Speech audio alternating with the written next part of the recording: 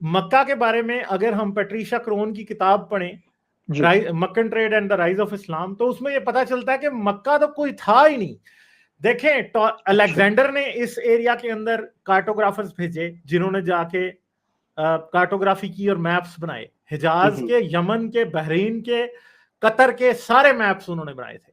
फिर टोलमी डायनेस्टी जब आई इजिप्ट के अंदर, तो उन्होंने कार्टोग्राफर्स भेजे हिजाज के अंदर और उन्होंने जाके मैप्स बनाए। इन दोनों के मैप्स के अंदर मक्का नहीं है। वाह, ठीक है। फिर एंशिएंट ट्रेड रूट्स के मैप्स भी उन्होंने बनाए, और एक एंशिएंट ट्रेड रूट था जिसे इंसेंस ट्रेड रूट कहा जाता था और स्पाइस ट्रेड रूट कहा जाता था। वो ताइफ से गुजरता था, मगर इस्लाम के आने से 150 साल पहले या 200 साल पहले वो ट्रेड रूट